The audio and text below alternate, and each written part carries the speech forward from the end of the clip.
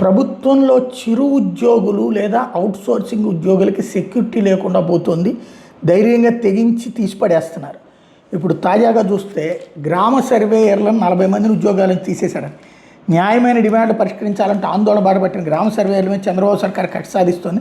ఇప్పటికే 40 మంది సర్వేయర్లను సస్పెండ్ చేసింది. అందులో గ్రామ సర్వేయర్ల సంఘం రాష్ట్ర అధ్యక్షుడు, గ్రామ సచివాలయ ఉద్యోగులు చేసి చైర్మన్ మధుబాబు కూడా ఉన్నారు.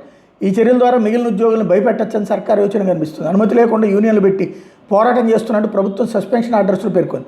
ఎన్నిసార్లు మొరబెట్టుకున్న తమ సమస్యలను ప్రభుత్వం పట్టించుకోవడంతో ఈ నెల 5 నుంచి గ్రామ వార్డు సచివాలయాలు పనిచేస్తున్న సర్వేయర్లు రాష్ట్ర వ్యాప్తంగా సహాయ నిరాకరణ ప్రారంభించారు. రీసర్వే కార్యక్రమంలో పాల్గొనకుండా తమ డిమాండ్ల మీద చర్చించాలని కోరారు. రెవెన్యూ శాఖ మంత్రి అనగాని సత్యప్రసాద్ కలిసిన ఉపయోగం లేకపోవడంతో ఆందోళన ఉధృతం చేశారు. దీంతో ప్రభుత్వం 3 రోజుల నుంచి వరుసగా సస్పెన్షన్లు ప్రారంభించింది. అయినా సర్వేయర్లు వెనక్కి తగ్గకుండా కార్యాలయాల దగ్గర ప్లకార్డులతో నిరసనకు దిగారు.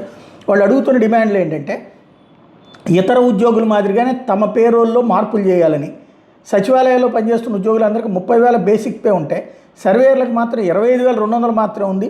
దీన్ని అందరితో సమానంగా పెంచామని ప్రమోషన్ ఛానల్ కల్పిస్తామని చంద్రబాబు ప్రభుత్వం యథావిధిగా హామీని తొంగలో దొక్కింది. కనీస వేతనం కూడా ఇవ్వకుండా ప్రస్తుతం ఉన్న జీతాన్ని కేవలం పోస్టు పేరు మార్చి ఇచ్చేందుకు ప్రభుత్వం నివేదిక తయారు చేసింది. దీంతో సర్వేయర్లు ఆందోళన బాటపట్టారు. న్యాయమైన డిమాండ్ పరిష్కరించే వరకు ఆందోళన విరమించేది లేదని సర్వేయర్లు స్పష్టం చేస్తున్నారు. సచివాలయ ఉద్యోగులతో కలిసి ఉద్యమాన్ని ఉధృతం చేసేందుకు దిగారు.